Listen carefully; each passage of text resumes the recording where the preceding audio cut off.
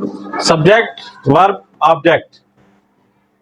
Subject होता है कोई भी काम करने वाला, ये सेंटेंस के शुरू में आता है। वर्ब होता है काम, एक्शन। और ऑब्जेक्ट होता है जिस पर काम हो रहा हो, यानी कि उर्दू में इसको मफूल बोलेंगे।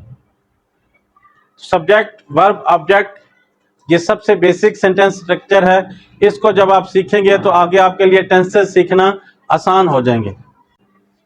सब्जेक्ट, वर्ब, ऑब्जेक्ट को समझने के लिए हम डिटेल में जाते हैं और उसमें वर्ब को डिटेल में समझते हैं।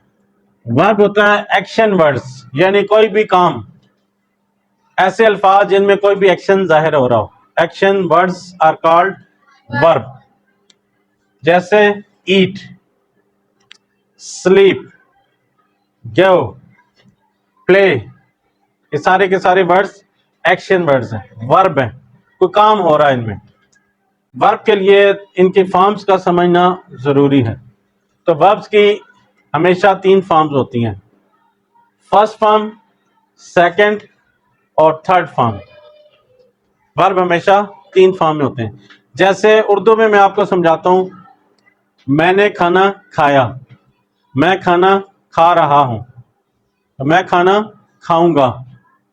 तो तीनों में खाने को हमने मुख्तलिफ तरीके से बयान किया। खाया, खा रहा हूं या खाता हूं, और आइंदा आने के लिए वक्त के लिए खाऊंगा। इसी तरह इंग्लिश में ये 3 फॉर्म्स ऑफ वर्ब हैं, इनको समझना जरूरी है, तभी आपका सेंटेंस सही होगा। वगरना आप कहना ये चाह रहे होंगे कि मैंने खाना खाया, और इंग्लिश में आप कह रहे होंगे मैं खाना खाऊंगा, बात बिल्कुल उलट हो जाती है। इसलिए फॉर्म्स ऑफ वर्ब का जानना जरूरी है। ये 2 तरह का वर्ब होता है, एक को बोलते हैं रेगुलर वर्ब और एक होता है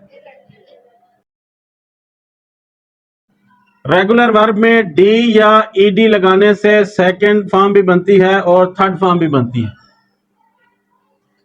सेकंड फॉर्म और थर्ड फॉर्म एक ही शक्ल की होगी, उसमें डी का इजाफा होगा या ईडी का। कुछ में डी का इजाफा होता है, कुछ में, जैसे call, called, called. Cook, cooked, cooked. Play, played, played.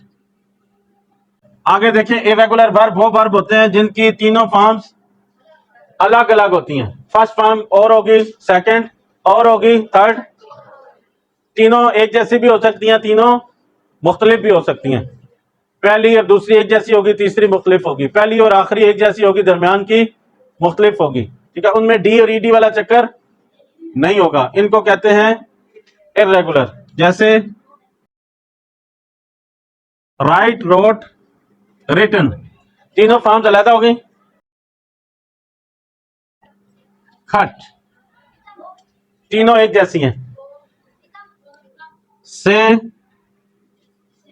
Sad, sad, तीनों फॉर्म्स अलग होती हैं। इसमें 2 आखिरी अलग हैं, इसमें तीनों एक जैसी हैं, इसमें तीनों मुख्तलिफ हैं। बिकम, बिकेम, बिकम, पहली और आखिरी एक जैसी हैं, दरमियान वाली और है। ऐसे तमाम वर्ब जिनमें हर फॉर्म मुख्तलिफ होती है या तीनों एक जैसी होती हैं, उनको इरेगुलर वर्ब कहा जाता है। और जो फॉर्म्स डी या डी लगे उनको रेगुलर कहा जाता है। अब आपको सेंटेंस में कहीं आपको वर्ब की पहली फॉर्म इस्तेमाल करनी होगी, कहीं पे दूसरी, कहीं पे। मसला आपको यहां पे आएगा, जब आप इरेगुलर वर्ब की दूसरी और तीसरी फॉर्म लिखेंगे तो आपको ये फॉर्म्स आनी चाहिए। इसके लिए आपको ये फॉर्म्स याद करना होगी, तब आपको सेंटेंस मेकिंग आएगी। इंग्लिश ग्रामर में टेंसेस बहुत इंपॉर्टेंट है। टेंस आपको आएंगे तो तब आपको इंग्लिश खुद से लिखना आएगी। टेंसेस समझ लें, एक दादा अबू का नाम है। आपको मैं इसलिए इस तरह बता रहा हूं ताकि आप तवज्जो से सुने, आपकी तवज्जो इधर रहे और आप रिलैक्स रहें, खुशी से देखें, सुने, ताकि आपको बोर ना लगे। टेंसेस, एक दादा अबू का नाम है, उसके आगे 3 बच्चे हैं। एक का नाम है पास्ट, एक है, ये उसके 3 बच्चे हैं। अब तीनों के आगे 4-4 बच्चे हैं और हर बच्चे के साथ उसके बाप का नाम भी आता है। Past indefinite, past continuous, past perfect continuous, present indefinite, present continuous, present perfect continuous. Future, ये उसका इनका एक भाई है, उसके भी 4 बच्चे हैं। Future indefinite, future continuous, future perfect continuous. तो ये टोटल इनके 12 बच्चे हैं इन 3 भाइयों के। हर एक को आप उसका नाम याद हो और वो कहां पे इस्तेमाल होता है वो याद हो, तो आपको समझो इंग्लिश लिखनी आ गई। पास्ट गुजरा हुआ वक्त, प्रेजेंट मौजूदा वक्त, इशारे को समझें। फ्यूचर आने वाला वक्त, पास्ट, प्रेजेंट, फ्यूचर,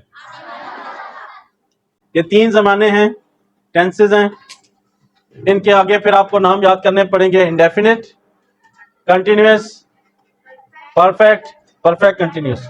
सबके नाम यही हैं, सिर्फ साथ इनके अब्बू का नाम लगा हुआ है। आप एक को याद कर लें और उसके अब्बू का नाम पता है तो आपको 12 के 12 याद हो जाएंगे।